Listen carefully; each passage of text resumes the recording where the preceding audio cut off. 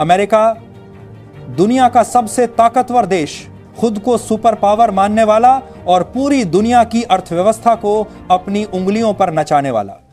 लेकिन सोचिए, वही अमेरिका अगर भारत जैसी उभरती ताकत के सामने झुकने पर मजबूर हो जाए तो वही अमेरिका जो भारत को घुटनों पर लाने के लिए 50% का भारी भरकम टैरिफ लगाता है और सोचता है कि अब भारत की अर्थव्यवस्था चरमरा जाएगी, वही आज खुलेआम कह रहा है कि भारत से टकराना उसकी सबसे बड़ी भूल थी।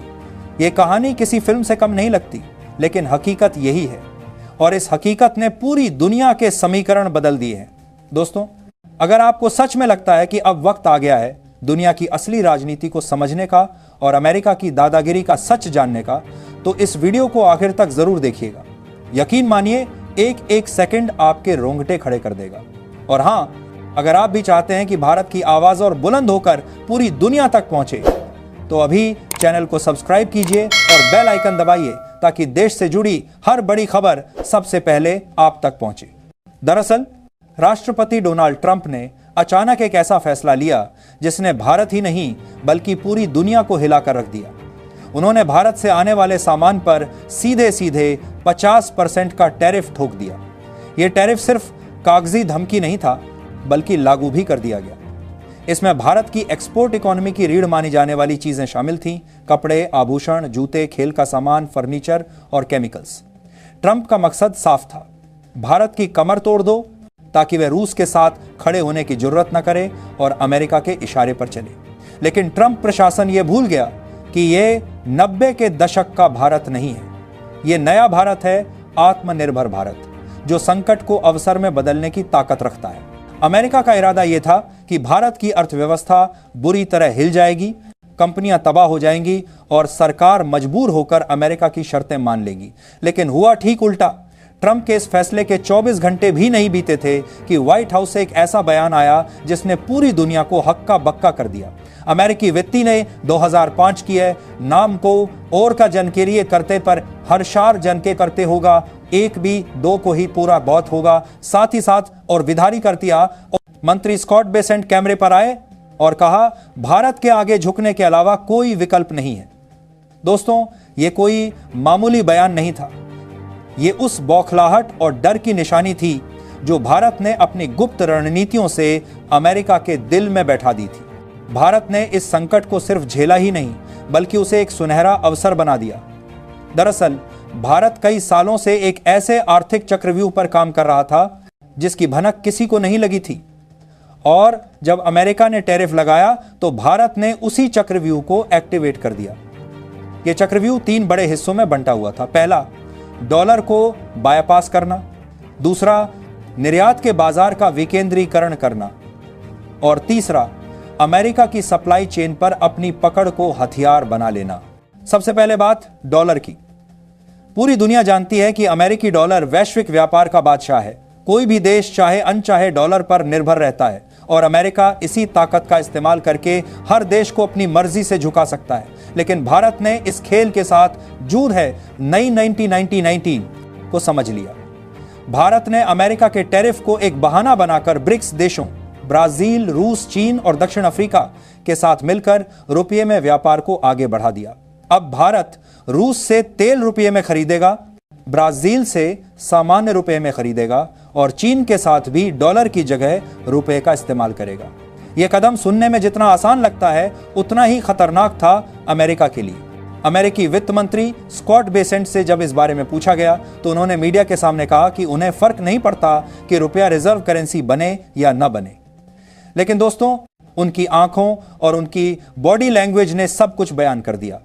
असलियत यह थी कि अमेरिका अंदर से हिल चुका था और डरने की वजह भी थी, क्योंकि भारत सिर्फ ब्रिक्स तक नहीं रुका। उसने यूएई के साथ रुपया दिरहम समझौता किया, रूस के साथ रुपया रूबल ट्रेड को रिकॉर्ड स्तर पर पहुंचाया और अफ्रीकी, लैटिन अमेरिकी देशों से भी इसी तरह के समझौते की बातचीत शुरू कर दी। यह एक शांत आर्थिक क्रांति थी जिसकी भनक यहां तक कि चीन को भी देर से लगी। अब आते हैं भारत की दूसरी चाल पर। यह चाल थी बाजार का विकेंद्रीकरण। अमेरिका का इरादा था कि अगर भारत के कपड़ों, जूतों और आभूषणों पर टैरिफ लगाया जाए तो भारतीय निर्यातक परेशान हो जाएंगे और सरकार दबाव में आ जाएगी। लेकिन भारत ने क्या किया? उसने तुरंत यूरोप, अफ्रीका और मिडिल ईस्ट के देशों के साथ नए कॉन्ट्रैक्ट्स शुरू कर दिए। भारतीय निर्यातकों को साफ संदेश दे दिया गया कि अगर अमेरिका का दरवाजा बंद हुआ है तो हमने आपके लिए 10 नए दरवाजे खोल दिए हैं। यही वजह थी कि अमेरिकी टैरिफ का असर उतना हुआ ही नहीं जितना ट्रंप प्रशासन ने सोचा था। लेकिन असली धमाका भारत की तीसरी चाल थी, सप्लाई चेन पर पकड़। आज दुनिया की सबसे बड़ी सच्चाई यही है कि कोई भी देश पूरी तरह आत्मनिर्भर नहीं है। हर कोई किसी न किसी चीज के लिए दूसरे पर निर्भर है और अमेरिका भी इससे अछूता नहीं। भारत ने अमेरिका की इस कमजोरी को अपनी ताकत बना लिया। क्या आप जानते हैं कि अमेरिका में इस्तेमाल होने वाली 40% से ज्यादा जेनेरिक दवाइयां भारत से आती हैं? अगर भारत दवाइयों की सप्लाई रोक दे तो अमेरिकी हेल्थ सेक्टर ठप पड़ जाएगा। यही नहीं, दुनिया के 90% हीरे भारत के सूरत शहर में पॉलिश होते हैं। यानी भारत अगर हीरे पॉलिश करना बंद कर दे तो पूरी ज्वेलरी इंडस्ट्री रुक जाएगी। इतना ही नहीं, सेमीकंडक्टर डिजाइनिंग, सॉफ्टवेयर और बैकएंड ऑपरेशंस में भी भारत की पकड़ पूरी दुनिया जानती है। अमेरिका में गूगल, माइक्रोसॉफ्ट, IBM जैसी बड़ी कंपनियां भारतीय टैलेंट पर टिकी हैं। यही भारत की असली ताकत है। अमेरिका जानता है कि अगर उसने भारत को और दबाया तो भारत इन सप्लाई चेन को रोककर अमेरिका की अर्थव्यवस्था को हिला सकता है। और यही डर अमेरिका को बातचीत की टेबल पर खींच लाया। अब जरा रूस वाले दांव पर गौर कीजिए। अमेरिका और यूरोप चाहते थे कि भारत रूस से तेल न खरीदे, लेकिन भारत ने इसका उल्टा किया।